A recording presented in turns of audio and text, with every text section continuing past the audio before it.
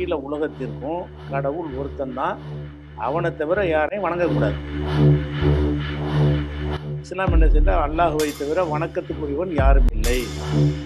நீ வந்து குறைஷினால ஒசந்தவன், நீ வந்து ஆஷிமினால நீ மட்டமானவன் அப்படின்னு சொல்வது இஸ்லாம் ஏற்றுக்கணும். அப்போ அவன் மட்டும் மனுஷனாகவும் வேற மொழி பேசுகிற மக்கள்லாம் கால்நடைகள் என்றும் கருதிக்கிட்டு இருந்தான். மாற்று சித்தாந்தத்தில் உள்ளவர்கள் இஸ்லாமில் இப்படி சாதி பிரிவு இருக்கிறதே, நீங்கள் எப்படி எங்களை சொல்லலாம் என்ற கேள்வி இருக்கலாம். இதற்கு உங்களுக்கு மக்கள் ஆதரவு இல்லை. இதை வந்து இது இஸ்லாமே கிடையாது மக்கள் வழங்கினாங்க. எங்களை மாதிரி வணக்கம் செய்யக்கூடியவர்கள் ஜெயிச்சுட்டாங்க, உங்களை மாதிரி வணக்கம் செய்யறவங்க தோத்துட்டாங்களாங்கிறாங்க. அந்த அடிப்படையில் அதாவது நடுவில் நிற்கிறது பயமா இருக்கு. என்னன்னு கேட்டா, இந்த குமைனியுடைய ஆதரவு ஷியாவில் கொண்டு இருக்கிறனால தள்ளி விட்டுவாங்க பயமா இருக்கு.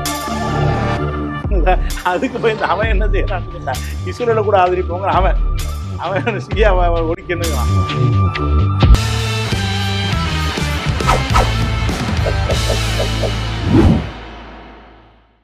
நேயர்களே, இன்றைக்கு எம் தொலைக்காட்சியில இஸ்லாமிய வரலாற்றில்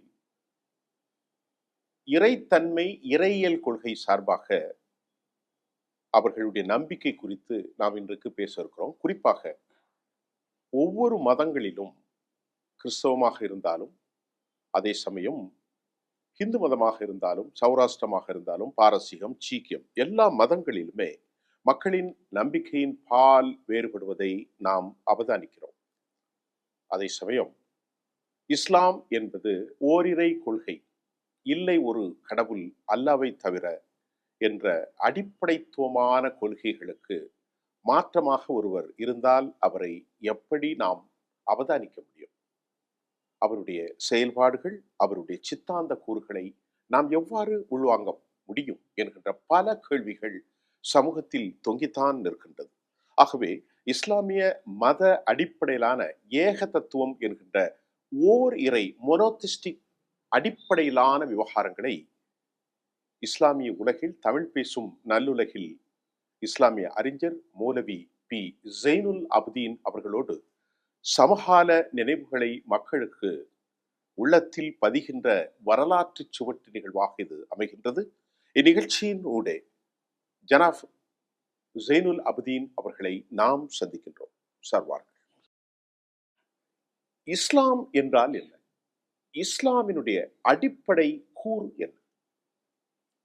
இஸ்லாம் என்பதனுடைய அடிப்படையே வந்து ஒரு முஸ்லீம் அல்லாத ஒருத்தர் இஸ்லாத்தை ஏற்றுக்கொள்வதா வர்றாருன்னு வைங்க, சரி, அவருக்கு நம்ம எதை சொல்லி கொடுத்து இஸ்லாத்தில் சேர்க்கிறோமோ அதான் அடிப்படை.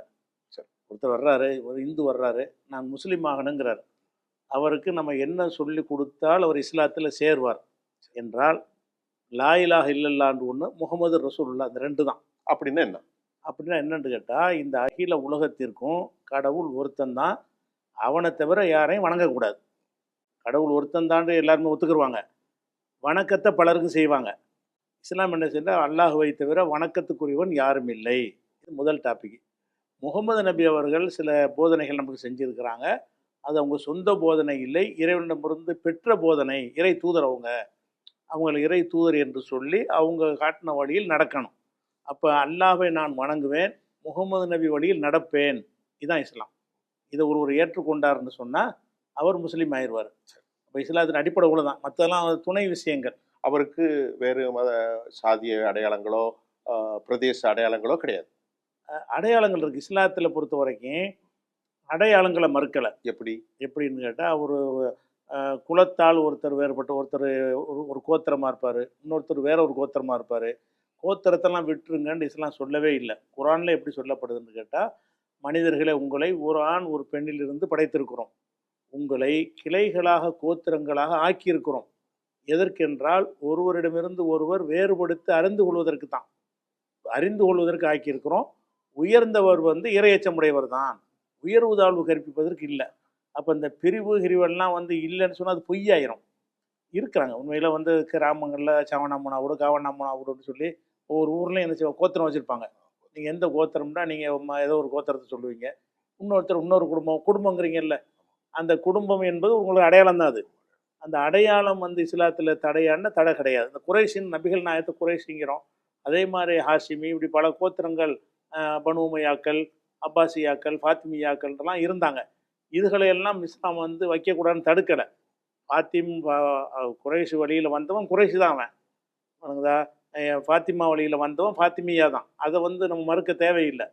ஆனால் எதை இஸ்லாம் மறுக்குதுன்னு கேட்டால், அதனால் நீ வந்து ஒசந்தவன், நீ வந்து குறைஷினால் ஒசந்தவன், நீ வந்து ஆஷிமினால் நீ மட்டமானவன் அப்படின்னு சொல்வதை இஸ்லாம் ஏற்றுக்கிறல.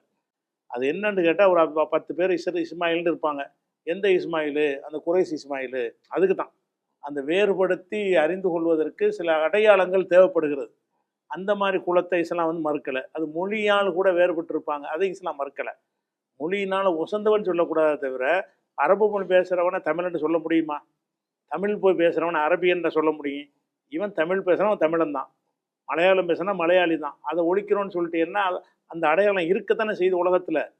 நீங்கள் பேரைத்தான் ஒழிப்பீங்களே, அதில் மலையாளம் தானே பேசிக்கிட்டு இருப்பான். அவன் தமிழன்கிற தமிழன்லாம் கிடையாதுன்னு சொன்னீங்கன்னா அவன் எதை பேசுவான்? தமிழ் தான் பேசுவான். சரி. அப்போ அந்த மொழி அடிப்படையில் உள்ள வேறுபாடுகளை இஸ்லாம் மறுக்கலை. குலம் கோத்திரம்ங்கிற ஒரு வேறுபாடை மறுக்கலை. ஆனால் அதெல்லாம் எதுக்கு உள்ளதுன்னு கேட்டால், ஒருவரை ஒருவர் அறிந்து கொள்வதற்கு உரிய ஒரு அடையாளங்களாக மட்டும் அதை வைத்துக் கொள்ளலாம். உயர்வு தாழ்வு கற்பிக்கக்கூடாது என்கிற வகையில் தான் இஸ்லாம் வந்து கட்டமைக்கப்பட்டிருக்கிறது. அதனால வந்து இந்த சாதி அமைப்பு மாதிரி இது கிடையாது. சாதி அமைப்பு வந்து உயர்வு தாழ்வுக்காக தான் வச்சுருக்கிறாங்க. வேறு வேறு சமுதாயங்களில் இந்த சாதி மேலே சாதி, இது 2வது ஜாதி, இது 3வது ஜாதின்னு தரம் பிரிக்கிறாங்கல்ல. அந்த தரம் பிரிக்கிறதுங்கிற அடிப்படையில் இந்த பேர்கள் இருக்கக்கூடாது. சரி. வரலாற்றில் நாங்கள் பார்க்கின்ற போது நபிகள் நாயகத்தினுடைய காலம் 1400 ஆண்டுகளுக்கு முன்பு, அவருடைய காலத்தில் அரபுகள் தங்களை ஒரு சுப்ரிமெசி, மேன்மை சமூகமாக அவர்கள் நினைத்தார்கள். அப்படித்தானே? நம்ம கருதுனா, நான் ஏதாவது கேள்வி கேட்டால் தவறாக இருந்தால் என்ன திருத்தி. நீங்கள் ஒரு இஸ்லாமிய அறிஞர். அக்காலத்தில் நபிகள் நாயகத்தோடு தாழ்த்தப்பட்ட மக்களாக, காலத்தில் அடிமைகளாக இருந்த கருப்பின மக்கள், லெபனான் மக்கள், அதே போன்று எத்தியோப்பியாவினுடைய கூட்டமைப்புகள்லாம் இருந்தார்கள். அந்த விவகாரத்தில் நபிகள் நாயகம் ஓரிரை கொள்கையை சொல்லுகின்ற போது அனைத்து சாதி, அனைத்து இனக்குழுக்களையும் ஒன்றாக இணைத்த ஒரு இஸ்லாமிய அரசாங்கத்தை நிர்வாகித்தார் என்று நாங்கள் படித்திருக்கிறோம். அதில் எந்த அளவுக்கு உண்மை? அதற்கான அடிப்படை கூறுகள் என்ன? உண்மைதான். அந்த வேற்றுமையை வந்து மறுக்காம, நீங்க எல்லாம் அந்த அபிசினியாவிலும் வந்தாங்க. அந்த அபிசினியா எத்தியோப்பியா, சோமாலியா எல்லாத்துக்கும் சேர்த்ததுக்கு பேர் அபிசினியாம்பாங்க, அபஷா. அப்போ அபிசினியர்கள் இந்த அரபு நாட்டில் இருந்தாங்க, அரபி பேசுகிற தாய்மொழியாக கொண்டவங்க இருந்தாங்க. இருந்தாலும் இவன் ஒசந்தவன், அவன் தாழ்ந்தவன் இருந்துச்சுல, அதை மட்டும்தான் இஸ்லாம் வந்து உருவி எடுத்துருச்சு. நீ அபிசினியாண்ட இரி, நீ குறைஷிண்ட இரி, நீ ஒசந்தவன் கிடையாது, அவன் தாழ்ந்தவன் கிடையாது. அப்போ நபிகள் நாயகத்தினுடைய இறுதி பேருரைன்னு ஒன்று இருக்குது. அந்த இறுதி பேருரையில் என்ன சொல்லுவாங்கன்னு கேட்டால், அதாவது மரணத்திற்கு முன்பு இல்லை, ஹஜ்ஜி, அந்த ஹஜ்ஜில் உரையாற்றுறாங்க. இறுதி பேருரை என்றால் அப்படி இல்லை, அந்த மரணத்துக்கு முந்தி தான் அவங்க ஹஜ்ஜிக்கு போகிறாங்கல்ல. அந்த ஹஜ்ஜில் வந்து அரஃபா மைதானத்தில் மக்கள்லாம் கூடியிருப்பாங்க. அதில் வந்து ஒரு உரை இன்னைக்கு அந்த உரை நிகழ்த்துறது அந்த முறை இருக்கிறது மார்க்கத்தில். அதில் என்ன சொன்னார்கள்? அதில் என்ன சொன்னார்கள்னு கேட்டால், எந்த ஒரு அரபி பேசக்கூடியவனுக்கும் வேற மொழி பேசுகிறவனை விட எந்த சிறப்பும் இல்லை. அதுதான் அவன் இருக்குன்னு நினச்சிக்கிட்டே இருந்தான். அரபிகளை பொறுத்த வரைக்கும் அரபி பேசுகிறவனை அரபின்றுவான். அரபி அல்லாத ஆட்களுக்கு ஒரு பேர் வச்சுருந்தான் அவன், அஜமி. அரபு அல்லாதவர். அதுக்கு அஜமிக்கு என்ன அர்த்தம்னா வாயில்லா ஜீவன் அர்த்தம், ஆடு மாடுன்னு அர்த்தம். அப்போ அவன் மட்டும் மனுஷனாகவும் வேற மொழி பேசுகிற மக்கள்லாம் கால்நடைகள் என்றும் கருதிக்கிட்டு இருந்தான். அப்படின்னா அரபுகட்டத்தில் உயர்குடி தாங்கள் தான் என்ற ஒரு மொழிவெறி சரியான வெறி இருந்தது. இன்றைக்கு யூதர்களிடத்திலும் இருக்கிற மாதிரி இருந்துச்சு. அதே மாதிரி இருந்துச்சு. அப்போ அரபுகள் அஜமிகள் 2ஆ பிரிச்சிருக்கிறாங்க. அரபுகள் என்றால் அரபி பேசுறவன், அஜமின்னா வாயில்லா ஜீவன். அப்போ வாயில்லா ஜீவன் நம்ம பேசுறதுலாம் மொழி இல்லைங்கிறான். ஆடு மாடு கத்துற மாதிரி கத்துறீங்கன்னு நம்ம பாஷையெல்லாம் வச்சுக்கிட்டு இருக்கிறான். அந்த மாதிரி மக்களில் வந்து அரபிய தாய்மொழியாக கொண்டவர் இதை சொல்கிறார். வேற மொழிக்காரர் சொல்லலை, அவருக்கு தாய்மொழி அரபி தான் நபிகள் நாயகத்துக்கு. அவர் என்ன சொல்கிறாருன்னா, இதுக்கு எந்த சிறப்பும் இல்லை, அரபு மொழி பேசுகிற எவருக்கும் வேற மொழி பேசுகிறவனை விட எந்த ஒரு சிறப்பும் கிடையாது, இல்லாபி தக்குவல்லா, இறை அச்சத்தை கொண்டே தவிர சிறப்பு கிடையாதுன்னு டிக்ளேர் பண்ணிட்டாங்க. அப்படின்னால் நீங்கள் ஓரிரை நம்பிக்கை மட்டுமே உங்களுக்கு உயர்ந்தது. நீங்கள் கற்பராக இருந்தாலும், சிவப்பராக இருந்தாலும், தலித்தாக இருந்தாலும், யாராக இருந்தாலும் ஒருவர் இஸ்லாமிய ஆகிவிட்டால் அவ்வளவுதான். அவர்களுக்குள் பாகுபாடு இல்லை. இதுதான் இஸ்லாமிய அடிப்படை. இந்த அடிப்படையை சொன்னது மட்டும் இல்லாம, இதை வந்து நடைமுறையில் கொண்டு வருவதற்காக அவங்க செஞ்ச ஏற்பாடுகள் இருக்குல்ல, அது உயிரோட்டமாக வச்சுக்கிட்டு இருக்கு. Practical implementation. தொழுகைங்கிறோம்ல, தொழுகைங்கிற ஒரு நாளைக்கு 5 டைம்ஸ் மக்கள் கூடுறாங்க. எப்படி கூடுவாங்கன்னா, இவனுக்கு பக்கத்தில் அவன், அவனுக்கு பக்கத்தில் இவன், இவனுக்கு பின்னாடி அவன், கருப்பனுக்கு பின்னாடி வெள்ளைக்காரன் நிற்பான். அப்போ கருப்பனுடைய கால் வந்து வெள்ளைக்காரன் தலையில் படும். அது வந்து அதை அலட்சியப்படுத்திடுவாங்க, கண்டுக்கவே மாட்டாங்க. அப்போ அவங்க மத்தியில் வந்து நம்ம பக்கத்தில் இருக்கிற வெள்ளைக்காரனா கருப்பனா அந்த ஃபீலிங்கே இல்லாமல் மாற்றும் அளவுக்கு அந்த நம்பிக்கையை வந்து செயல் வடிவத்தில் கொண்டு ஆழமாக பதிச்சிடுறாங்க. அப்போ தொழுகையில் நின்று பார்த்தீங்கன்னா யார் யார் நம்ம பக்கத்தில் நிற்கிறான்னு பார்க்கவே மாட்டோம். எங்கே இடருக்கு போய் நின்றுக்கிறோமே தவிர இவன் வெள்ளையா இருக்கான், இவன் கருப்பாக இருக்கான், இவன் ராவுத்தர், இவன் மறைக்காரு, அதெல்லாம் எதையுமே அவன் யாருன்னு நமக்கு தெரியாது. ஒரு முஸ்லீம், அவ்வளோதான். அவன் ஒரு மனிதன், அவன் ஒரு முஸ்லீம் தொழுகிறான், அதனால நம்மளும் போய் தொழுவோம்னு சொல்லி தோளோடு ஒட்டிக்கிட்டு தொழுவக்கூடிய ஒரு காட்சியை வந்து ஒரு நாளைக்கு 5 டைம்ஸ் அவன் வந்து ட்ரைனிங் எடுத்தால் எப்படி இருக்கும்? ஏதோ ஒரு மாநாட்டில் கூட்டிகிட்டு கலையிற மாதிரி உள்ளதில்லை இது. தினம் 5 தடவை இப்படி நின்று பழகும் போது ஆழமாக பதிஞ்சு போயிடுது. வெறுமன தத்துவமா இந்த கட்டமைப்பை உருவாக்கியது யார்? நபிகள் நாயகம் சொல்கிறார்கள், ஆமா, இப்படி இஸ்லாமியர்கள் 5 நேரமும் ஒருங்கிணைக்க வேண்டும். பொதுவாக சோகால் இன்டர்நேஷனல் பிரதர்ஹுட், சர்வதேச சகோதரத்துவம் என்று குரானில் சொல்லப்பட்டதாக இருக்கிறது. அதற்காக நபிகள் நாயகம் இதை அதிகம் வலியுறுத்தினார். என்ன காரணம்? அடிப்படை நபிகள் நாயகம், நாங்கள் பல வரலாறுகளை படிக்கின்ற போது நபிகள் நாயகத்தின் வரலாற்றில் இஸ்லாமிய சகோதரத்துவத்தை அதிகமாக வலியுறுத்தி இருக்கிறார். ஆமாமா, அதற்கு என்ன காரணம்? அதுக்கு என்ன காரணம்னு அதான் அடிப்படையான ஒரு விஷயமே இஸ்லாத்தின் அடிப்படை. ஆமாமா, மனிதன் வந்து என்ன, இறைவன் ஒரு இறைவன் இருக்கிறான், ஒரு இறைவன் வந்து ஒரு ஜோடியை படைக்கிறான், ஒரு ஜோடியில எல்லாம் வந்திருக்கும் போது அப்புறம் என்ன, எல்லாம் ஒரு சகோதரன் தானே, ஆண் பெண் அப்படி. ஆமா, எல்லாருமே நீங்க யாரா இருந்தாலும் அந்த ஆதமுடைய புள்ளதான். எந்த மனுஷனான என்ன ஜாதி என்னன்னா சொல்லிட்டு போ, உன்னுடைய அப்பன் யாரு, முதல் அப்பன் யாருன்னா ஆதம் தான், முதல் தாய் யாருன்னா ஹவ்வா தான். அப்போ அந்த ஒரு ஜோடியிலிருந்து மனிதகுலம் பல்கி பெருகிச்சுங்கிற ஒரு கோட்பாடு இருக்கும் பொழுது அந்த சகோதரத்துவத்தான உண்டாக்கணும், மனித குலத்துக்கு மத்தியில சகோதரத்தை உண்டாக்கணும். அப்படி என்று சொன்னால் வர்ணாசிரமத்திற்கும் இஸ்லாத்திற்கும் வேறு வேறு முனைகள் இருப்பதாகத்தான் நாம் அவதானிக்க முடியும். ஆமா, கண்டிப்பா. வர்ணம் என்பது நெற்றியிலும் தோள்பட்டையிலும் அப்டோமினல் ரீஜன் அடித்துவமாக பஞ்சமாதகன் என்று வருகிறது. சத்திரியன், சூத்திரன், பஞ்சமாதகன் என்று வருகிறது. வைஷ்ணவன் பஞ்சமருங்கிறது இது நாள்ல இல்லாதவன் அவன் கீழ், அவன் மாட்டை விட கீழே வருகிறது. இஸ்லாம் என்ன சொல்வதாக நீங்கள் சொல்கிறீர்கள்? இல்லை, அரபுகளில் உயர்ந்த ஒரு மூலம் தான். அப்படி ஒரு தாய் தந்தைக்கு தான் அனைவரும் பிறந்திருக்கிறாங்க. அதான் இஸ்லாம் சொல்லக்கூடியது. சரி, ஒரு தாய் தந்தைக்கு பிறந்தாங்கும் போது பிறப்பின் அடிப்படையில் எப்படி உயர்வு வரும்? எல்லாம் ஒரு தாய் தந்தைக்கு பிறகு அண்ணன் தம்பி இருக்கும் பொழுது இவர் பிறப்பால் உசந்தவர் தாழ்ந்தவர் சொல்லுவீங்களா?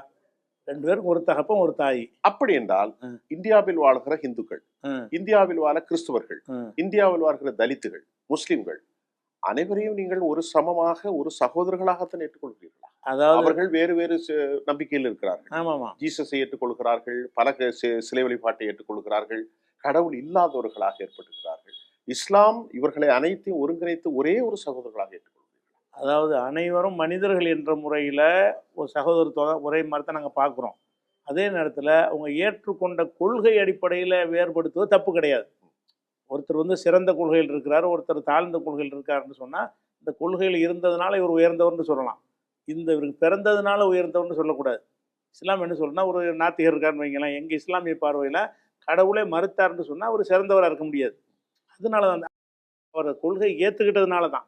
பல கடவுளை வணங்குறாரு ஒருத்தர்னு சொன்னால், எப்படிப்பா நீனே உருவாக்குனா நீ எப்படி கடவுளாக்குற, அது சரியில்லை, அதனால் நீ தப்பான கொள்கையை ஏற்றுக்கிற. அவன் கொள்கை தப்புங்கிறதுக்காகத்தான் வேறுபடுத்துகிறோம்.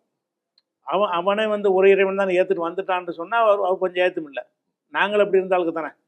எங்கள் அப்பா பாட்டெல்லாம் ஒரு 3 தலைமுறைக்கு முன்னாடி போனீங்கன்னா ராமசாமி கந்தசாமி தான். அப்போ நீங்கள் அரபு நாட்டிலிருந்து வந்தவர்? அரபு நாட்டிலேருந்து வந்த பொதுவாக கடலோர பகுதிகளில் வந்திருக்கிற அரபுகள் கொச்சின், கராச்சி போன்ற பகுதியிலிருந்து நபிகள் நாயகத்துடைய காலத்திற்கு முன்பு ட்ரேடராக, மெர்ச்சண்டாக, வணிகர்களாக இந்தியாவுக்கு வந்தார்கள். அப்படி என்றால் திரு ஜெயினுல் ஆப்தீன் அவர்களோ, ஜெயினுல் ஆப்தீனை போன்று ஏராளமான மக்கள் இருக்கிறார்கள் அல்லவா? இவர்கள் எல்லாம் மதமாறினவர்கள் தானா? அரபு கலக்கத்தில் இருந்தவர்கள் தானா? அதை பற்றி சொல்லுங்கள். ஏனென்றால் உங்களிடத்தில் ராவுத்தர் என்று சொல்கிறார்கள், மரைக்காயர் என்று சொல்கிறார்கள், லெப்பை என்று சொல்கிறார்கள். மாற்று சித்தாந்தத்தில் உள்ளவர்கள் இஸ்லாமில் இப்படி சாதி பிரிவு இருக்கிறதே, நீங்கள் எப்படி எங்களை சொல்லலாம் என்ற கேள்வி எடுக்கிறார்கள். இதற்கு உங்களுக்கு பதில் என்ன? அதாவது மரைக்காயர் என்பது வந்து கடலோர பகுதியில் உள்ள தமிழ் மக்களை வந்து மரைக்காயர்னு சொல்லுவாங்க. அந்த மரைக்காயருடைய அந்த சரியான சொல் என்னன்னா மரக்கலாயர். மரைக்கல் ஆயர். மரக்கலம். மரக்கலம் என்றால் படகு, போட்டு. போட்டு வழியாக, கப்பல் வழியாக அவங்க வியாபாரம் செஞ்சதுனால அவங்க மரக்கலாயரு, படகோட்டிகள். அதுக்கு நம்ம பாஷையில சொல்றாங்க அந்த படகோட்டி. மரைக்காயருக்கு அர்த்தம் என்னன்னு கேட்டால் படகோட்டிகள். படகோட்டிய ஒரு சமுதாயமாக இருந்ததுனால படகோட்டும் சமுதாயம், மீனவர் சமுதாயம் நம்ம இப்போ பிரித்து பார்க்குறோம்ல, அந்த மாதிரி அவங்க செஞ்ச தொழிலுக்காக வேண்டி அவர்கள் மரைக்காயர்னு அழைக்கப்பட்டாங்க. ராவுத்தர்னு சொன்னால் அந்த மிருகங்களை பழக்கிறவங்களுக்கு ஒரு பேர் வச்சுருப்பாங்க. இப்போ யானையை ட்ரைனிங் கொடுக்குறோம், மாவுத்தம்பாங்க. மாவுத்தர்னா யானைக்கு அங்குசத்தை வச்சு அதுக்கு பயிற்சி கொடுக்குறாருல, கஜ பயிற்சி. அது கஜ பயிற்சி கொடுக்குறாரு. அதாவது குதிரைக்கு பயிற்சி கொடுக்குற ராவுத்தர்னா என்ன செய்வார்னா அரபு நாட்டு குதிரைகளை கொண்டு வந்து அதுக்கு ட்ரைனிங் கொடுத்து போருக்கு தகுந்தவாறு தயார்படுத்தி சேர சோழ பாண்டிய மன்னர்களுக்கு விற்றாங்க. முஸ்லீம்கள் வியாபாரிகள் என்ன செஞ்சாங்கன்னா குதிரைகளை கொண்டு வந்து, குதிரை ரொம்ப மூர்க்கமாக இருக்கும், அதுக்கு பயிற்சி கொடுக்கணும். இந்த பயிற்சி கொடுத்து இந்த மன்னர்களுக்கு விற்பனை செஞ்சாங்க. அதனால அவங்களுக்கு பேர் ராவுத்தர்னு ஆச்சு. குதிரை பயிற்சி கொடுக்குறவர்னு ஆயிடுச்சு. அந்த தொழில் செஞ்சவங்க ராவுத்தர்னு அழைக்கப்பட்டு ராவுத்தர் புள்ள ராவுத்தர்னு வந்துருச்சு. ஆனால் இது அவங்க தொழிலை இப்போ செய்யாமல் இருக்கும்போது பயன்படுத்துறது சரியில்லை. மார்க்கப்படி குற்றம் இல்லை, ஒரு அறிவற்ற ஒரு செயலாக தெரியும். இவங்க இப்போ யாரும் கப்பல் ஓட்டிகிட்டு இருக்கல. கப்பல் அந்த தொழிலை செய்யும்போது மரக்கலாயர்னா ஒரு அர்த்தம் இருக்குது. இப்போ அந்த மரக்கலத்தை அவங்க ஓட்டுறது கிடையாது. அது ஒரு சாதி பேருமா நீங்கள் கேள்வி கேட்குற அளவுக்கு ஒரு நிலைமை வந்துருச்சு. ஆனால் இப்பொழுது இந்த குழுக்களுக்கிடையே இனக்குழுக்கள், இஸ்லாமிய மதத்தில் இருக்கிற லெப்பை, மாவுத்தர், ராவுத்தர், அதாவது மரக்கலராயர், இவர்களுக்குள் திருமண உறவுகள் இருக்கிறதா? அல்லது மற்ற சாதிகளில் ஒரு ஐயங்காரோ ஒரு ஐயரோ அல்லது மற்ற பல பிரிவுகளில் திருமணங்கள் செய்வதில்லை. ஆனால் இஸ்லாமில் நீங்கள் ஒரு ராவுத்தர் குடும்பத்தோடு ஒரு மரைக்காயர் திருமணம் செய்து கொள்கிற உறவுகள் இருக்கிறதா? அந்த உறவுகளில் ஒரு டிஸ்கிரிமினேஷன், பாகுபாடு, அல்லது இவர் அப்படி அல்லவா என்ற ஒரு சாதிய உணர்வு ஏற்படுகிறதா? இல்லை, அது சும்மா தவறாக விளங்காம இவங்க சொல்றாங்க. சர்வசாதாரணமாக அது மாதிரி எங்கள் தாய் தகப்பன், என்னுடைய தாய் இருந்து எடுத்துக்கிட்டீங்கன்னா என் தாயார் மரைக்காரில் உள்ளவங்க, என் தகப்பனார் ராவுத்தர்ல உள்ள மரைக்கார் என்று சொல்லப்படுகிறவர், மரைக்கார் சொல்லப்படுறவங்க. அவங்க கல்யாணம் பண்ணி நீங்கள் சொன்னது ஒருவேளை மரைக்கார் என்று இருக்கிறதா சொல்லப்படுறவங்க. அப்போ மரைக்கார்னு சொல்றவங்க, ராவுத்தர்னு சொல்லப்படுறவங்கள திருமணம் நடந்து இப்போ எங்கள் ஊர்லாம் சர்வசாதாரணமாக நடக்கும். கடலோர பகுதிகள்லாம் சர்வசாதாரணம். ஆனால் சில விஷயங்கள் இருக்குது. அது பொருளாதார ஏற்றத்தாழ்வு இருக்குல்ல, வர்க்கபேதம். அது அவங்க எதுக்கு பணக்காரவங்க ஏழை வீட்டில் பொண்ணு எடுக்க மாட்டாங்கல்ல, அது எல்லாருக்கும் உள்ளது. அது அந்த நம்ம பிள்ளை நல்லபடியாக வாழணும், வசதியாக வாழணும், அந்த பாகுபாடு ஒன்று நீங்கலை.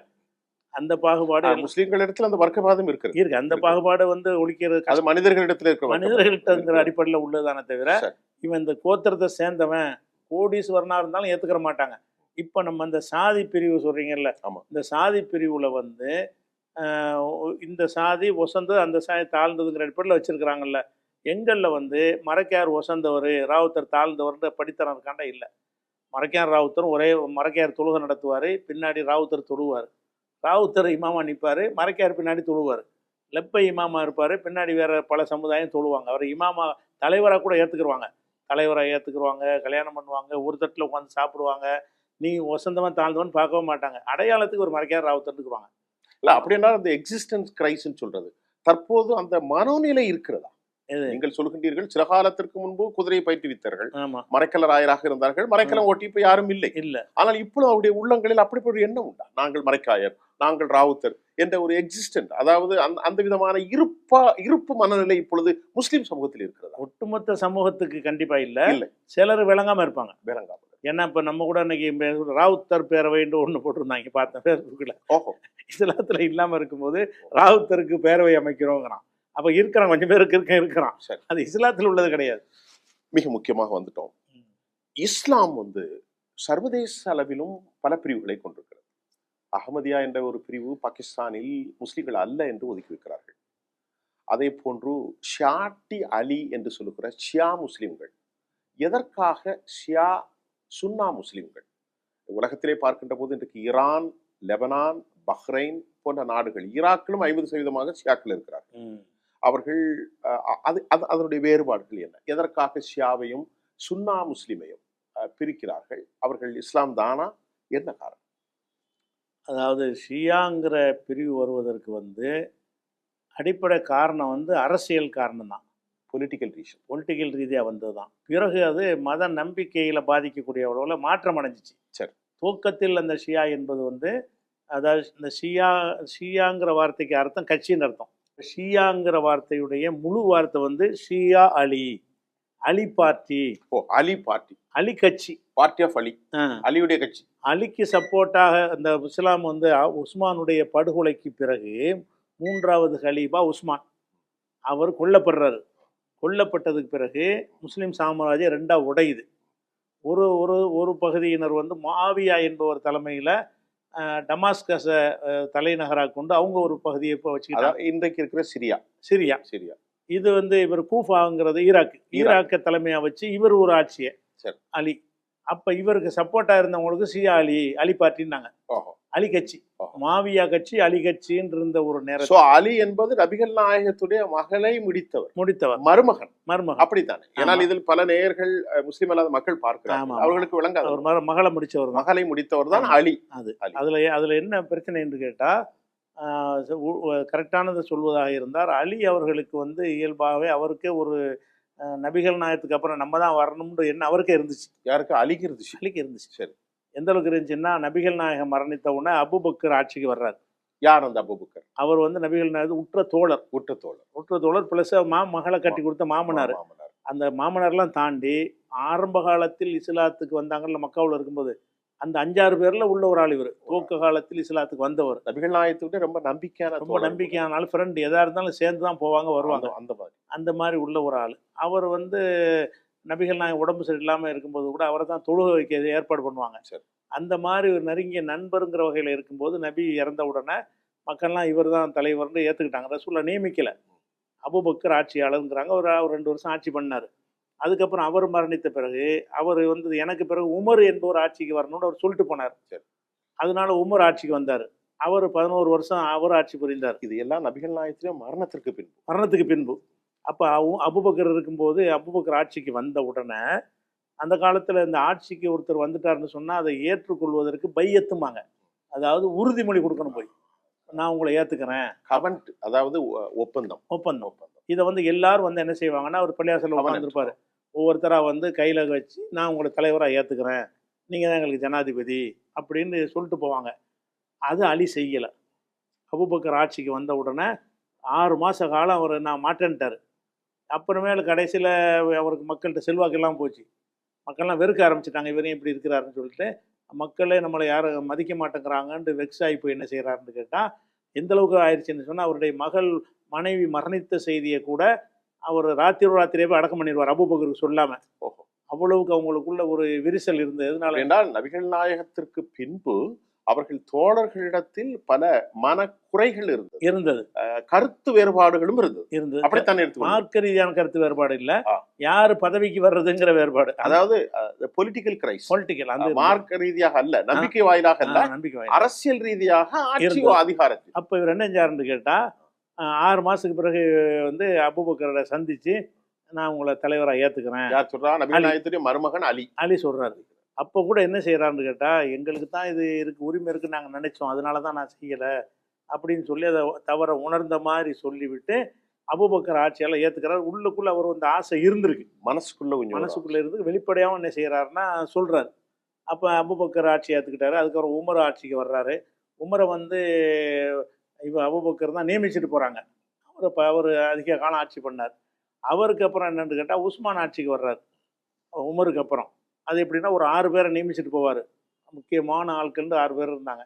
அந்த 6 பேரும் யாரை தேர்ந்தெடுக்கிறாங்களோ அவர் உஸ்மானை தேர்ந்தெடுத்துட்டாங்க. அப்போ உஸ்மானை தேர்ந்தெடுக்கும் போது இவரும் போட்டியில் நிற்கிறார் அலி. இப்போ நீங்கள் சொன்ன அந்த 3 பேரும் நபிகள் நாயகத்துடைய தோழர்கள், சொந்தக்காரர்களா இருக்கட்டும், தோழர்கள். ஆமாம், அபூபக்கர், உமர், உஸ்மான். 4வது சொல்கிற இந்த கலீஃபா அலி, அவரும் அவருக்கு ரிலேஷன், அவரும் உற்ற நண்பர், மகளை முடித்த மருமகன். அவ்வளவுதான். மகளை முடித்த மருமகனாக அலிக்கும் நபிகள் நாயகத்துடைய ஏனைய 3 தோழர்களுக்கும் ஒரு மனத்தில் ஒரு அரசியல் பிரிவுகள் இருந்தது. அப்படித்தானே? கண்டிப்பா இருந்ததுனால அது எந்த அளவுக்கு ஆயிடுச்சுன்னு சொன்னாது, இப்போ உஸ்மான் வந்து அவர் கொல்லப்படுறாரு. எங்க வச்சு? மதீனாவில் தலைநகரத்தில் வச்சு தான் அவர் கொல்லப்படுறாரு, படுகொலை செய்யப்படுறாரு. படுகொலை செய்யும் பொழுது அது ஹஜ்ஜி துல்ஹஜ் மாதம் 12வது நாள். எல்லா மக்களும் அங்கே மக்காவில் இருக்கிறாங்க.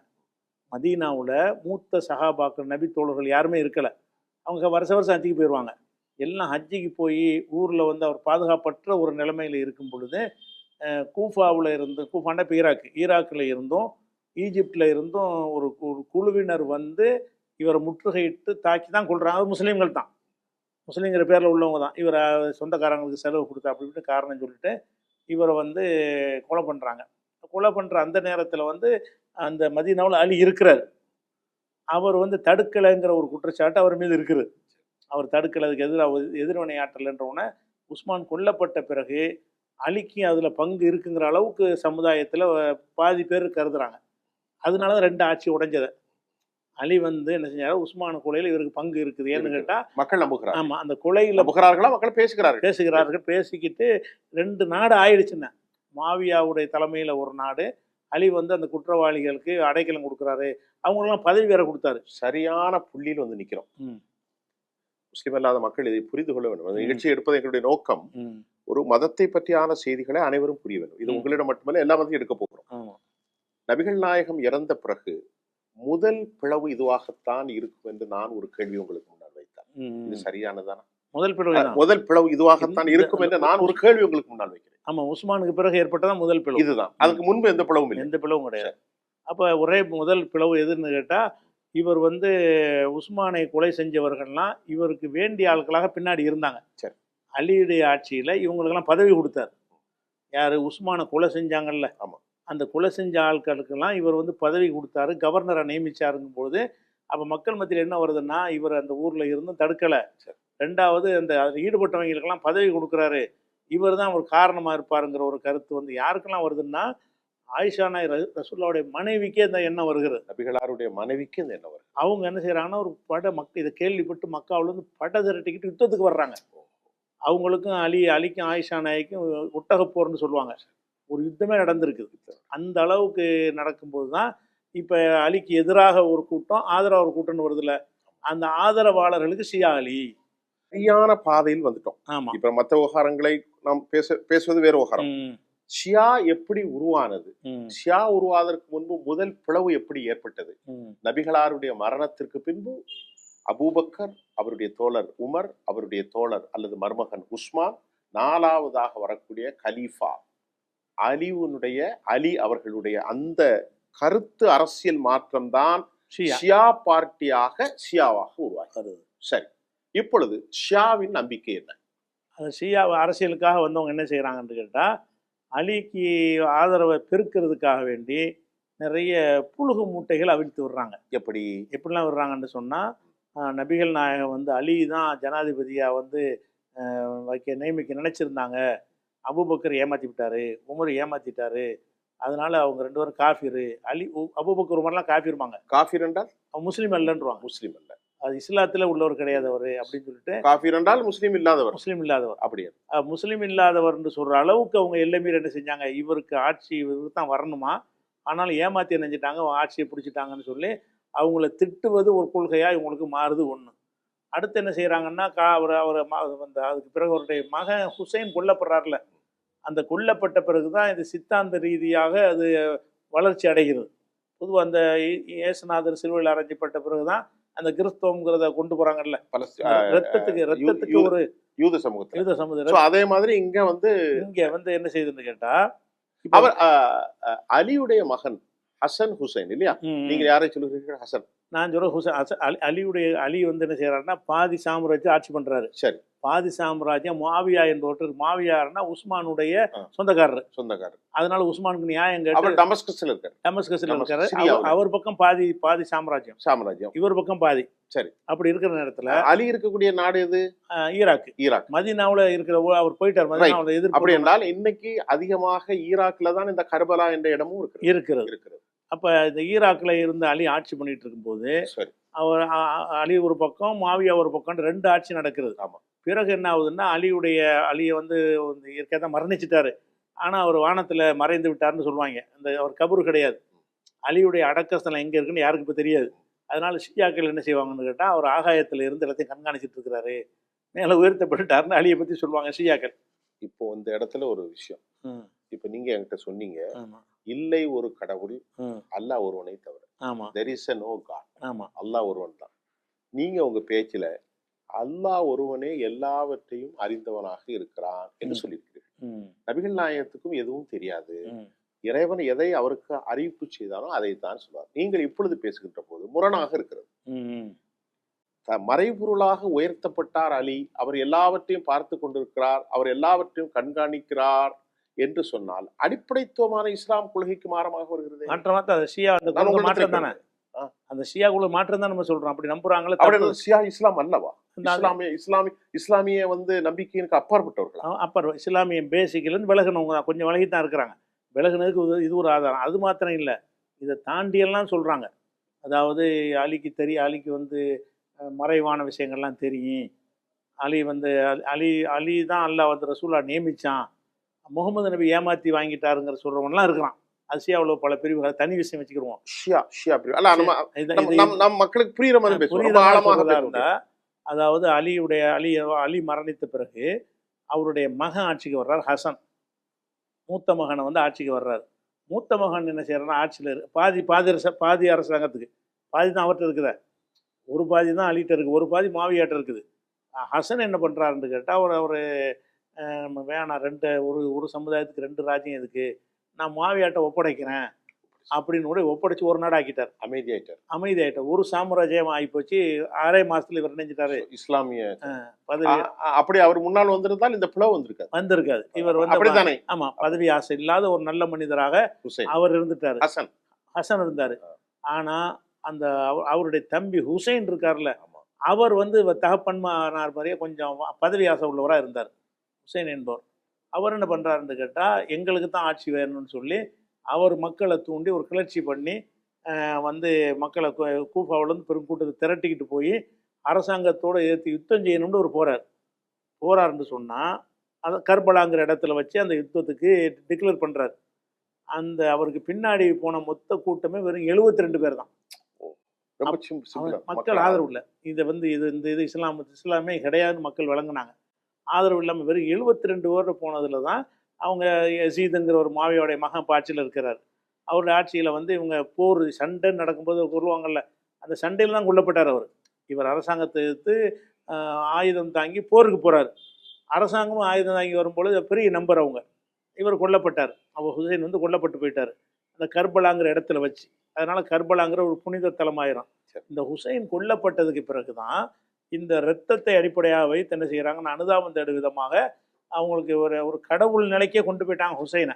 நீங்க சொல்றது எல்லாமே ஷியா மதத்தினுடைய அடிப்படைத்துவமான கொள்கை. இப்போ நேற்று வந்து கத்தாரில் தாக்கல் நடத்தினாங்க.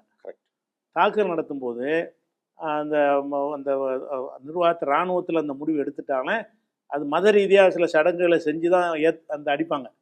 அந்த ஷியா மதத்தை பாத்தியா வருவாங்க, அது மாதிரி ஏதாவது செஞ்சு தான் அந்த சின்ன பிரார்த்தனை அந்த சின்ன பிரார்த்தனை அந்த ஷியாவுடைய மத குரு செய்வார்.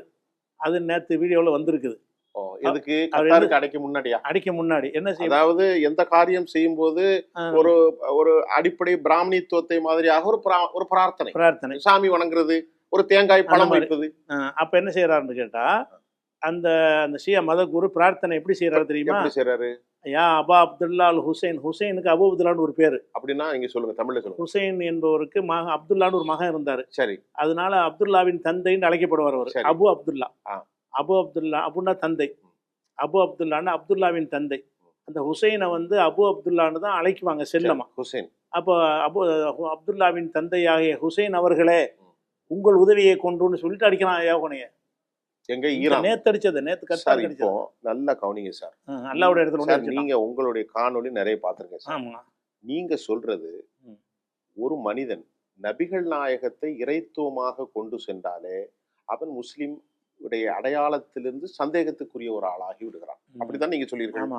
நீங்கள் பேசியல மலங்களிப்பவராகவும் பின்னால் இருப்பதை அறியாதவராகவும் நபிகள் நாயகம் உங்களிருந்து ஒருவராக தேர்ந்தெடுக்கப்பட்டார், அவருக்கு இறை செய்தி சொல்லப்படுவதை அவர் மக்களுக்கு சொல்லுகிறார். அதனால இது என்ன கணக்கு? இப்பொழுது நீங்க சொல்ல, அதனாலதான் அவங்க ஷியான்னு ஒதுக்கப்பட்டாங்க. யாரும் ஏத்துக்க அங்கீகரிக்கல. முஸ்லிம் சமுதாயம் அவங்க ஏத்துக்கிறவே இல்லை. ஷியாக்களுக்குன்னு ஒரு ஆட்சியே உண்டானது 900க்கு பிறகுதான். அவங்களுக்கு எந்த ஒரு சப்போர்ட்டும் இல்லை. எல்லா ஆட்சியாளர்களும் ஷியாக்களுக்கு எதிராக தான் வந்துகிட்டு இருந்தாங்க. இந்த ஹுசைனுடைய ஒரு அனுதாபத்தை வைத்துக்கொண்டு என்ன செய்யறாங்கன்னா, ஒரு அனுதாபம் வரும் பொழுது அவரை கடவுளாக்கிடுவாங்க. மனிதனுடைய தன்மை. இயேசுநாதர் ஒரு கொல்லப்பட்டிருக்காரு, அவங்க நம்பிக்கை பிரகாரம் கொல்லப்பட்டதுனாலே ஒரு கடவுள் இல்லைன்னு சொல்லணும். ஆனா அதுதான் கடவுளுக்கு ஆதாரம்னு காட்டுறாங்கல்ல. அப்படியான ஒரு அடிப்படையில் என்ன செய்யறாங்க, அப்படிதான் ஷியா வந்து ஷியா வந்தது. ஷியா என்ன செய்யறா, இப்போ இறைவனை அழைக்கிற மாதிரி ஹுசைனை கூப்பிடுறாரு. ஒரு மனிதரை ஒரு மனிதரை மனிதரை கூப்பிட்டு என்ன செய்யறாரு, அபு அப்துல்லா ஹுசைன் அவர்களே வெற்றியை தாருங்க என்று ஹுசைன் என்றால் நபிகள் நாயகத்துடைய மகள் வழி பேரன். அவரை தான் தெய்வமா நினைச்சு கும்பிடுறாங்க. ஒரு மனிதரை வந்து கடவுள் மாதிரி நினைத்து எதா இருந்தாலும் யா ஹுசைன் சொல்லி தான் ஆரம்பிப்பாங்க. ஹுசைனே நம்ம யா இல்லான்னு கூப்பிடுவோம்ல, அந்த இடத்துல எல்லாம் என்ன செய்வாங்கன்னா யா ஹுசைன்பாங்க. இன்னும் சொல்ல போனா அந்த அந்த வில்லை மாதிரி தொழுவும் போது ஒரு வில்லை வச்சிருப்பாங்க. அதுல யா அலின்னு சிலர் பயன்படுத்துவாங்க, யா ஹுசைன் அதுல எழுதியிருக்கும். அதை நெத்தியில வைப்பாங்க. சஜிதா செய்யும் போது நெத்தியில அதுலதான் சஜிதாவை செய்வாங்க. அப்படியெல்லாம் இருக்கிறாங்க. சரி, இப்போ உங்கள்ட்ட கேள்வி. இலங்கையில் இருக்கக்கூடிய பல மௌலவிகள் உங்களை போன்று ஒரு சமகால மௌலவிகள், ஆமா ஆமா, அவர்களுடைய பரப்புரையை நாங்கள் பார்க்கிற போது ஷியாக்களுக்கு ஆதரவு கொடுப்பதும் யூதர்களுக்கு ஆதரவு கொடுப்பதும் ஒன்றுதான் இந்த மாதிரியான ஒரு செய்தியை சொல்கிறார்கள். அப்படி என்றால் ஷியாக்கள் இஸ்லாமிய பிரிவிலிருந்து வெளியேறியவர்களா? எப்ப ஏன் அந்த கருத்தை சொல்ல வேண்டும்?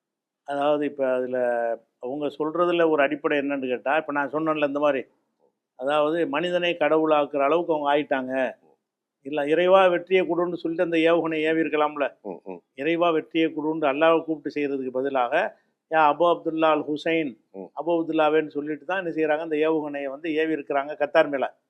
அப்ப இதெல்லாம் பார்க்கக்கூடிய இந்த ஓரிரை கொள்கையில் நம்பிக்கை உள்ளவங்களுக்கு இவங்களை அங்கீகரிக்க கூடாதுன்னு தான் தோணும். அப்படி என்றால் இது அரசியல் ரீதியான போராட்டம் தானே. இதுல ஏன் வந்து அந்த கொள்கை நீங்க பூத்த வரீங்க? அதைத்தான் வேறுபடுத்துறேன். அதாவது அது அவங்க செய்யற கொள்கை தவறாக இருந்தாலும் இஸ்லாம் வந்து அப்படி வந்து அவங்களுடைய நல்ல விஷயங்களை ஏற்றுக்கொள்ளக்கூடாதுன்னு சொல்லி தரல. அந்த கொள்கையில விலகி நின்றுக்கிற வேண்டியதான். உதாரணத்துக்கு சொல்வதாக இருந்தா, இதே ஈரானியர்கள் சம்பந்தமாகவே ஒரு விஷயம் குர்ஆன்ல இருக்கிறது. ஈரானியர்கள் வந்து ஃபாரிஸ்ன்னு சொல்லுவாங்க அந்த காலத்துல, பாரசீகம்.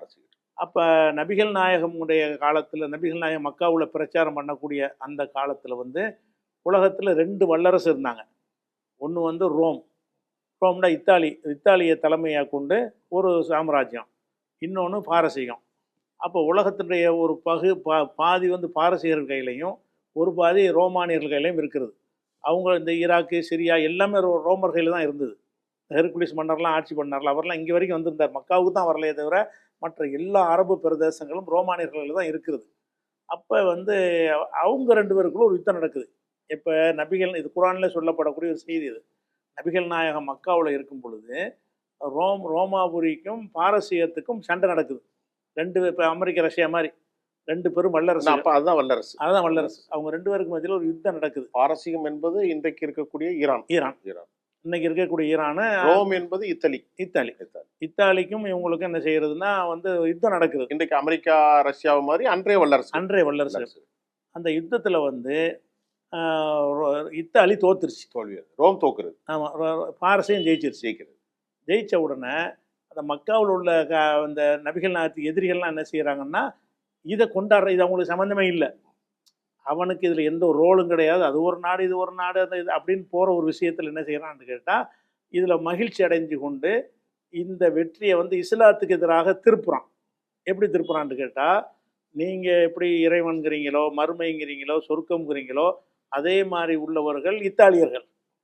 அவங்க தோத்துட்டாங்க, நாங்கள் கல் மண்ணு கழுதெல்லாம் வணங்குறோம். ரோமர்கள் தோல்வி உங்கள் ஆளுக்கு தோல்விங்கிறான், நம்ம ஆளுகளை சேர்த்துறான். அதாவது முஸ்லீம்களுக்கு நெருக்கமானவன் யாருன்னு கேட்டால் மத நம்பிக்கையில் ரோமர்கள். அப்படின்னாலும் கிறிஸ்தவர்கள் கத்தோலிக்க கிறிஸ்தவர்கள். அவங்க வந்து மத நம்பிக்கையின் பிரகாரம் மறுமை, பரலோராஜ்யம், வேதம், வேதத்தை நம்புவர்கள் கிறிஸ்தவர்களும் யூதர்களும் இஸ்லாமியர்கள் முஸ்லீம்களும் இருக்கிறாங்க. அவங்க என்ன செய்யறாங்கன்னா நெருப்பை வணங்குறவங்க பாரசீகர்கள், இன்றைக்கு ஈரான் மக்கள். அப்போ அவன் என்ன செய்யறான்னு கேட்டா, எங்களை மாதிரி வணக்கம் செய்யக்கூடியவர்கள் ஜெயிச்சுட்டாங்க, உங்களை மாதிரி வணக்கம் செய்யறவங்க தோத்துட்டாங்களேங்கிறாங்க. இதுக்கு சம்பந்தம் இல்லாட்டாலும் இதை ஒரு கொள்கை முடிச்சியை போட்டு என்ன செய்யறாங்கன்னா அப்படி செய்யறாங்க. அப்ப இது கிறுக்குத்தனம்னு எல்லாம் விட்டுட்டு போயிருக்கலாம். அல்ல அதுக்குண்ட ரோம்ட ஒரு அத்தியாய சூறா இருக்குது, ரோம்னு சொல்லி. இதை பத்தி சொல்றதுக்கே ஒரு அதுல என்ன இந்த போரை பத்தியே சொல்லுது. ஆரம்ப வசனமே அப்படித்தான் வரும். எப்படி வரும்னு கேட்டா, ரோம் தோற்றுவிட்டது, முதல் வசனமே அப்படித்தான், ரோமாபுரி தோற்றுவிட்டது, வெகு விரைவில் அந்த ரோமாபுரிக்காரங்க இந்த தோல்விக்கு பிறகு வெற்றி அடைவார்கள் மிகச்சில ஆண்டுகளில் அந்த வசனம் சொல்லுது. ரோம் இன்னைக்கு தோத்துருச்சு, அந்த நேரத்தில் மூமின்கள் மகிழ்ச்சி அடைவார்கள். அந்த வசனம் 3வது அந்த ரூம்ங்கிற அத்தியாயத்தில் 1, 2, 3 வசனத்தை படித்தா போதும். அதில் என்ன சொல்லப்படுதுன்னு கேட்டால், இந்த ரோமாபுரி வந்து இப்போதைக்கு தோத்துருச்சு, ஆனால் சில ஆண்டுகளில் வெற்றி பெறும், இது பாரசீகத்தை வெற்றி பெறும். அப்படி வெற்றி பெறும் பொழுது முஸ்லீம்கள் வந்து மகிழ்ச்சி அடைவார்கள் அப்படின்னு இருக்குது. அப்போ அவனுடைய வெற்றி நம்ம ஏன் மகிழ்ச்சி அடையணும்?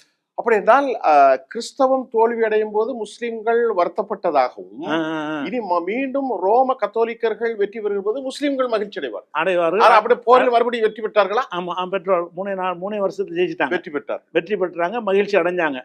அப்ப இதை அடைவார்கள் குரான் சொல்லுதுன்னா குரான் அதை ஏத்துக்கிறதுன்னு அர்த்தம். நிச்சயமா. அப்ப அப்படி என்ன பார்க்கணும்னா, அப்ப அவங்க வந்து அவங்களுக்கு நமக்கு இந்த ஷியாக்கள் இருக்கிறாங்கல்ல, இதே கொள்கை தான் ரோமாபுரிக்கு.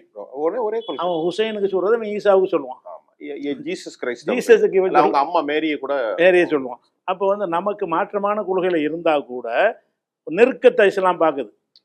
ஓரளவு மாற்றமானதெல்லாம் இருக்கிறான், இருந்தாலும் கல்லு மண்ணு கழுத குதிரைன்னு வணங்காம ஏதோ ஒரு இறைவன் சொல்லிக்கிட்டு கொஞ்சம் நெருக்கத்தில் இருக்கிறாங்கல்ல, அவங்களுடைய வெற்றியில நீங்க மகிழ்ச்சி அடையலான்னு அல்லாஹ் சொல்றான். அந்த அடிப்படையில் நீங்க பார்க்கும் பொழுது நமக்கு இந்த ஷியாக்கள் வந்து பல இந்த அப்படியே ரோமாபுரிகள் செஞ்ச வேலையை தான் செய்கிறான். செஞ்சாலும் அவன் வந்து அவனை விட நெருக்கமானவன். கம்பேர் பண்ணி பார்க்கும் பொழுது அது நம்ம சொல்கிற மாதிரி குரானை அவன் நம்புகிறான், நமக்கு அவனுக்கு ஒரே குரான் தான். அப்போ இஸ்ரேலுக்கு நமக்கு ஒரே குரானு கிடையாது, அமெரிக்காவுக்கு நமக்கு ஒரே குரான் கிடையாது. அப்போ குரானில் வந்து நெருங்கி வர்றான். முகமது நபியை ப்ராஃபட் நம்ம ஏற்றுக்கிட்டு இருக்கிறான். சொர்க்கம் இருக்குங்கிறான், நரகம் இருக்குங்கிறான், ஷபாத்துங்கிறான், நம்ம துவாங்கிறான், ஐவேளை தொழுகைங்கிறான், நோம்புங்கிறான், ஜக்காத்துங்கிறான், எல்லாத்தையும் செய்கிறான். என்னன்னு கேட்டால் இந்த ஈசா நபியை அவங்க கொண்டாடுற மாதிரி கொண்டாடுறான் ஹுசைனை. அந்த ஒரு விஷயம் தவறாக இருந்தாலும் அவனுடைய இந்த விஷயத்தில் யார் நெருக்கமானவன்? 2 பேர் மோதி கொள்றார்கள். அது போக இந்த யுத்தத்தில் வந்து நியாய அநியாயம்னு ஒன்று இருக்குது. இவன் பக்கம் நியாயம் இருக்கு, அவன் நியாயம் இல்லை. இவன் வந்து இன்னும் சொல்ல போனா இவன் ஷியாக்களுக்காகவே போராடல. ஈரான்காரன் ஹமாஸுங்கிறது ஷியா கிடையாது.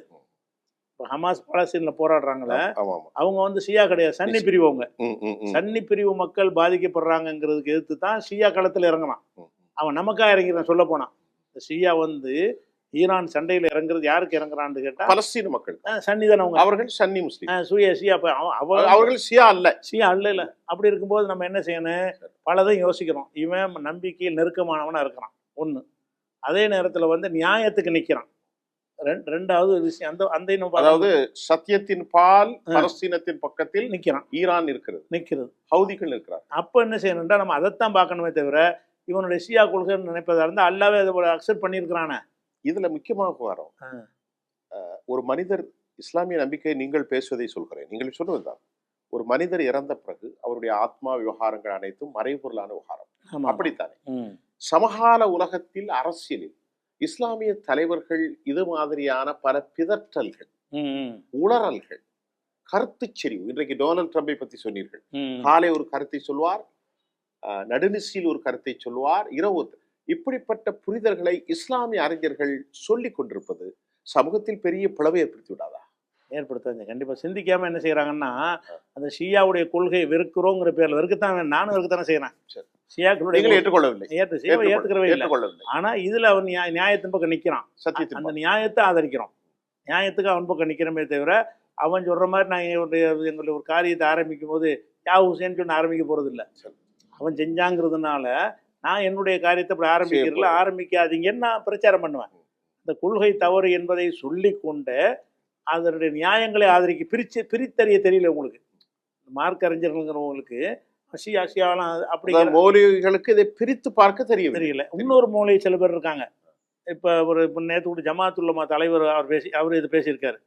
இஸ்லாத்தினுடைய அடிப்படையே ஈரான் தாங்கிறார். அவர் வந்து இந்த நம்பிக்கையே ஏத்துக்கணுங்கிற அளவுக்கு வர்றாரு. இவர் இந்த எண்டில் அவர் சுன்னா பிரிவு சார், அவர் சுன்னா பிரிவு உள்ளவர் சேர்னா ஷியா குழு ஏத்துக்கணுங்கிறார். இவங்க வந்து இந்த வஹாபி பிரிவுல உள்ளவங்க என்ன செய்யறாங்கன்னா அவன் டோட்டலாக இருக்குனுங்கிறாங்க. உண்மை நடுவுல இருக்குது. சரி, இது சரியாச்சுதான் சொல்றீங்க. இன்றைக்கு சையத் அலி காமினி அவர்கள் ஒவ்வொரு காலமும் இஸ்லாமிய தலைவர்கள் பலர் ஒரு தலைவர்களாக சதாம் ஹுசேன் வந்தார், அப்படித்தான் வருகிறார். சையத் அலி காமினி இன்று சர்வதேச கதாநாயகராக மாறி இருக்கிறார். ஷியாவை தாண்டி, சுன்னாவை தாண்டி, பல பிரிவுகளை தாண்டி அவர் ஒரு சர்வதேச முஸ்லிம் உலகத்தின் கதாநாயகராக மாறி இருக்கிறாரா? நீங்க எப்படி பார்க்கிறீங்க? அதை ஏத்துக்கலாம். ஏன்னாட்டா அந்த தகுதி அவருக்கு இருக்குன்னா ஏத்துட்டு நம்ம எதுக்கு ஏத்துக்கிறோம்? மார்க்கத்துக்கு ஏத்துக்கலாம். மார்க்கம் இல்லை, சமுதாய விஷயத்துக்கு வந்து அவனை கொண்டு இன்னைக்கு பயப்படுறானா இல்லையா? நமக்கு பெரிய எதிரி அமெரிக்கா, பெரிய எதிரி வந்து இஸ்ரேல் அவனுக்கு பயப்படுறான்னு சொன்னால் இப்படியான ஒருத்தன் இருப்பது ஒட்டுமொத்த உம்மத்துக்கு ஒரு சேஃப்டிக்காக நம்ம யாரையும் ஏற்றுக்கலாம் தானே. அந்த ஒரு வகையில் வந்து ஈரானை நம்ம வந்து ஏற்றுக்கொள்வது தப்பு கிடையாது. அது போக இவர் கொஞ்சம் டிஃப்ரெண்டான ஒரு ஆள். யாரு? காமினி என்ன செய்யறாரு? ஆயத்துல்லாங்கிறது அந்த பேர் இல்லது. யாரு ஆமா அந்த ஆயா யார் அந்த பொறுப்புக்கு வர்றாங்களோ அவரெல்லாம் ஆயத்துல்லாமாங்க. இவருக்கு அடுத்து வேற ஆள் வந்தால் அவர் ஆயத்துல்லாவாயிருவார். ஆயத்துல்லான்னு அல்லாவின் சான்று, அல்லாவுடைய அத்தாட்சின்னு அர்த்தம். அப்போ இவர் எப்படி இருக்காரு? நீங்கள் சாட் ஜிபிடியில் அவரை பற்றி அடிச்சு பாருங்க. இவர் என்ன சொல்கிறாருன்னு கேட்டால், இப்போ காமினி இருக்கார்ல, இவர் என்ன செய்கிறாருன்னு கேட்டால், இந்த ஷியா இதை வந்து பிரச்சனையை கிளப்புறாங்க. ஷியா என்பது வந்து ஒரு வரலாற்று பிழை, நம்ம நடந்திருக்க கூடாது. அவர் கன்ஃபஸ் பண்றாரு. அப்படி சொல்றாங்க. ஆமா, அந்த டெக்ஸ்ட் உங்களுக்கு அனுப்புறேன், நீங்க கூட சாட் ஜிபிடியில் அடிச்சு பாருங்க. அவர் ஆங்கிலத்திலாம் இருக்குது. அவர் தெளிவாக என்ன செய்யறாருன்னு கேட்டால், இதை நம்ம மாற்றணும், நம்மளாம் முஸ்லீம்ன்றதான் ஒன்றிணையணும், ஷியா என்றது ஒரு வரலாற்று பிழை, அது நிகழ்ந்திருக்க கூடாது அப்படின்னு சொல்லி தெளிவாக அவர் இந்த போருக்கு அவர் சொல்லலை. இப்போ தலைமை தாங்கிறக்கா ஸ்டண்ட் அடிக்கிறான்னு சொல்ல முடியாது. 8 வருஷத்துக்கு முன்னாடி அவர் சொன்னதை அதில் போட்டிருக்கிறாங்க. இவர் கொஞ்சம் டிஃப்ரெண்டாக சிந்திக்கிறார். நம்ம வந்து அப்படி போயிட எல்லாத்தையும் விட்டுறக்கூடாது, எல்லாம் அப்படி தான் பேசவும் செய்கிறார். இஸ்லாத்துக்காக ஒன்றிணைய நம்மளாம் அப்படிங்கிற மாதிரி தான் எல்லாத்தையும் அழைக்கவும் செய்கிறார். கொஞ்சம் மாற்றமும் இவருக்கு தெரிகிறது. மாற்றம் தெரியாட்டாலும் ஷியாவை நான் கேட்குறேன், இந்த இத்தாலியர்கள் ஜெயிச்சதுல வந்து நம்ம மகிழ்ச்சி அடையணும்னு நல்லா இதுக்கு சொல்றான். இத்தாலியர்கள் மோசமான கொள்கை அவனுக்கு. இத்தாலிய ரோம கத்தோலிக்க கிறிஸ்தவர்கள் அவர்கள் வெற்றி பெறுவதில் முஸ்லிம்களுக்கு மகிழ்ச்சி எல்லாம் சொல்றாங்க. குர்ஆனிலும் வருகிறது. குர்ஆன்ல வருது. சமகாலமாக நீங்கள் ஏற்றுக்கொள்கிறீர்கள் இயேசு கிறிஸ்து இந்த மாதிரியான ஒரு விவகாரத்தில் மறுமையை பற்றி, பரலோக ராஜ்யம் பற்றி இதெல்லாம் நெருங்கி வருகிறார்கள். அப்ப இவன் கூட நெருங்கி இருக்கிறான்ல. அந்த அடிப்படையில் அதாவது நடுவில் நிற்க பயமா இருக்கு. என்னன்னு கேட்டா, இந்த குமைனியுடைய ஆதரவுங்கிறது ஷியாவில் கொண்டு இருக்கிறவங்களாம் தள்ளி விட்டுருவாங்கன்னு பயமா வர இருக்கு. அதுக்கு போய் இந்த அவன் என்ன செய்யறான்னு கேட்டா, இஸ்ரேலை கூட ஆதரிப்போங்க. அவன் ஷியாவை ஒழிக்கணுங்கிறான். அது அப்படி இல்லைப்பா, ரெண்டுக்கு நடுவில் உண்மை இருக்கிறது. அவனுடைய கொள்கை தவறு, அதை நம்ம பிரச்சாரம் பண்ணுவோம். இன்றைக்கு அவன் தேவை, அதை ஆதரிப்போம், பிரித்து அறிவிக்கணும். இந்த விஷயத்துல வந்து அமெரிக்காவுக்கு பதிலடி கொடுக்கறதுக்கு அவன் ஒருத்தன் தேவை, அதுக்கு நம்மளை ஆதரிக்கிறோம். அதே நேரத்தில் இவங்கெல்லாம் என்ன செய்யறாங்கன்னு கேட்டால், தேர்தல் அரசியல் வரும்போது யாரையும் ஆதரிக்கிறாங்கல்ல, இவங்க பேசலாமா? தேர்தல் அரசியல் வரும்போது கடவுள் இல்லைங்கிற கட்சியை ஆதரிக்கிறாங்க. அதையும் ஆதரிக்கிறீங்க. இப்ப கடவுள் இல்லை, இன்ஃபிடல், தோற்றமாக கடவுளை நிராகரிக்கிற கட்சியில போய் அதுக்கு ஆதரவு கொடுக்குறீங்களா இல்லையா? அதுல உறுப்பினராக இருக்கிறாங்க, கம்யூனிஸ்ட் போன்ற கட்சியில வந்து நிர்வாகிகளா இருக்கிறாங்க, அதையே கொள்கையா வச்சுக்கிறதுல எல்லாம் இருக்கிறாங்க. அப்படிலாம் இருக்கக்கூடியவங்க வந்துட்டு இந்த இதில் வந்து வேறுபடுத்தி பார்க்குறாங்க. ஷியா நம்ம ஆதரிக்கக்கூடாது, அதனால் நம்ம ஷியாங்கிற கொள்கையை ஆதரிக்கவே இல்லை, இப்போ ஒன்று ஆதரிக்கக்கூடாதுன்னு தான் சொல்கிறோம். முஸ்லீம்கள் வந்து ஒரு இறைங்கிற விஷயத்துல காம்ப்ரமைஸ் பண்ணவே கூடாது. பண்ணிட்டாங்கன்னா தப்பு தான். ஒரு இறை மட்டும்தான். மனிதர்களை வணங்குவது, சிலைகளை வணங்குவது, எல்லா மனிதர்கள் புனிதமானவர்களாக இருப்பது எதையுமே நீங்கள் ஆதரிக்க கூடாது. ஒரே ஒரு பிதா, ஒரே ஒரு கடவுள், ஒரே ஒரு ராஜ்யம், அதுதான். அவ்வளவுதான். அது அனைவருக்குமானது. ரொம்ப சிறப்பு. ஒரு 40 நிமிஷம் மக்களுக்கு புரியுற மாதிரி நீங்கள் ஒரு இமாமாக இருந்தாலும் பல செயல்களை சொன்னீர்கள். நான் என்னால் முடிந்ததை கொஞ்சம் உங்களிடத்திலே பேச்சு கருத்தோடு பேசினோம். ரொம்ப சிறப்பாக அடிப்படைத்துவமான விவகாரங்களை சர்வதேச தமிழ் சமூகத்திற்கு சொல்லியிருக்கீர்கள் என்று நான் நம்புகின்றேன். நாம் இதை தொடர்ந்து அடுத்தடுத்த தலைப்புகள் பேசியிருக்கிறோம். இந்த நிகழ்ச்சிக்கு வந்ததுக்கு உளப்பூர்வமான நன்றியை எம் தொலைக்காட்சி சார்பில் உங்களுக்கு தெரிவித்துக் கொள்கிறேன். உங்கள் ஜெம் தொலைக்காட்சிக்கு என்னுடைய நன்றியை, பாராட்டையும் தெரிவித்துக் கொள்கிறேன்.